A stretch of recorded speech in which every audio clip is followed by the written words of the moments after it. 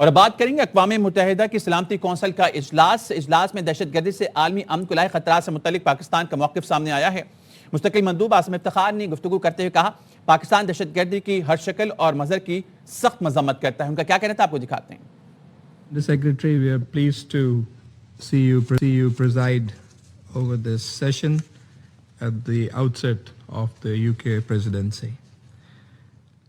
I would also like to thank UNOCT's acting Under Secretary General, Mr. 𝐔𝐩𝐝𝐬, and the Executive Director of CTAD, ASG Natalia Gurman, for their comprehensive briefings.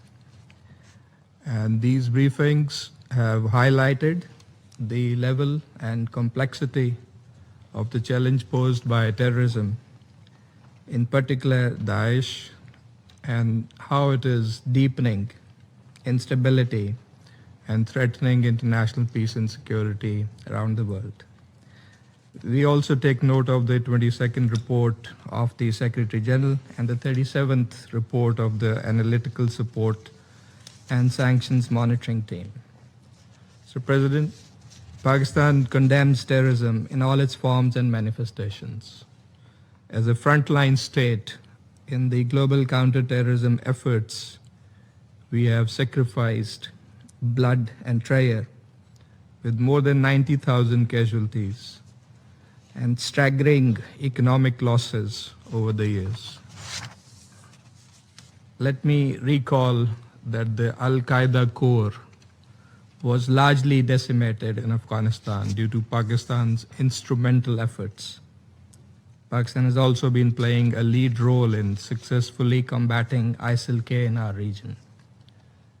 Over the last few years, particularly after the Taliban takeover in Kabul, externally sponsored and foreign-funded proxy terrorist groups such as Fitna al-Khawarij TTP and Fitna al-Hindustan BLA and its Majid Brigade have got a new lease of life. Operating with virtual impunity and with the active support of our eastern neighbor, these groups are responsible for heinous terrorist attacks inside Pakistan.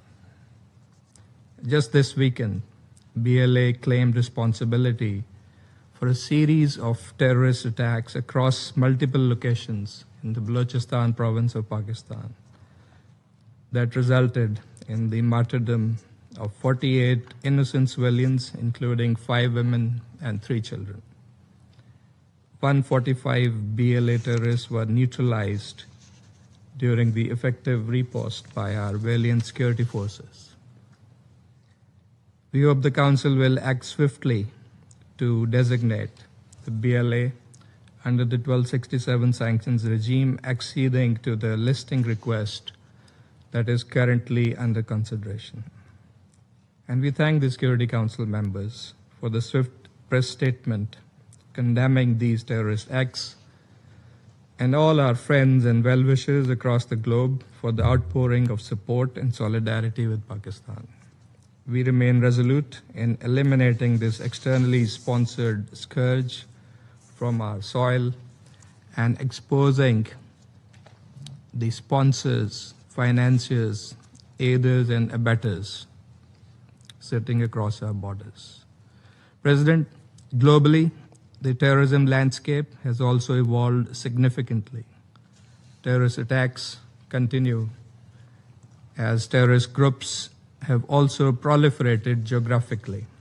As noted in the ESG's report, the threat posed by Daesh has increased steadily, becoming more complex and intensifying in multiple theaters, notably in West and Central Africa, the Sahel, and our region, South Asia, while continuing to operate in Syria and Iraq, albeit with a diminished capacity.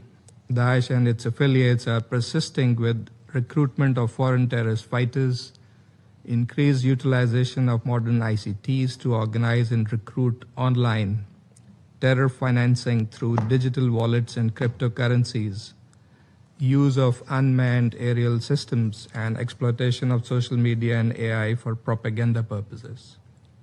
The international community must address the contemporary terrorist threat through a collective, comprehensive, and coordinated response, including through the balanced implementation of the global counterterrorism strategy. In this regard, first of all, we must effectively tackle the terrorist threats from Afghanistan. As documented by the monitoring team, the Afghan de facto authorities provide a permissive environment for a range of terrorist groups, notably TTP. Al-Qaeda continues to enjoy the patronage of DFA. 𝐷𝐸 remains active with an external focus, and ETIM-TIP members move freely within Afghanistan. These terrorist groups pose a threat not only to Pakistan, but to the entire region and beyond.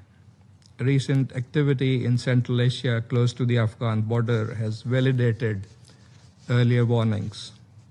It has also become imperative to prevent the billions of dollars of sophisticated weapons and equipment left behind by foreign forces in Afghanistan from falling into the hands of terrorists. Secondly, there must be accountability of external destabilizing actors who support, finance, and arm these groups, including their proxies in Afghanistan. Third, there must be zero tolerance for state terrorism of the type on crass display in Indian illegally occupied Jammu and Kashmir and other situations of foreign occupation. Occupation and accompanying repression cannot be masked as counterterrorism to suppress the internationally recognized and UN-sanctioned legitimate struggles of peoples against foreign occupation and for their inalienable right to self-determination in accordance with relevant UN resolutions and international legitimacy. Fourth, the need to adapt the UN counterterrorism architecture and sanctions regimes to ensure that they adequately respond to current challenges and represent a fair, just, and comprehensive mechanism to address the global scourge of terrorism. Counterterrorism policies have so far singled out only the adherents of one religion, that's Muslims. There is a need to encompass the new and emerging forms of terrorism, including white supremacists, far-right extremists, violent nationalists, fascists, xenophobic, Islamophobic, and anti-Muslim groups, and similar ideologies in various parts of the world. Present terrorism can be defeated only through unity and cooperation, without any double standards or discrimination, addressing the root causes, and by preventing its exploitation for politically motivated agendas. The forthcoming 9th GCTS review this year offers a valuable opportunity to renew our collective resolve to take practical steps for preventing and countering terrorism in all its forms and manifestations by plugging the identified gaps and thereby refreshing the international consensus on effective international efforts. Pakistan will continue to support multilateral efforts aimed at devising comprehensive and holistic strategies to combat and eradicate this menace through collective endeavors and cooperation. I thank you very much.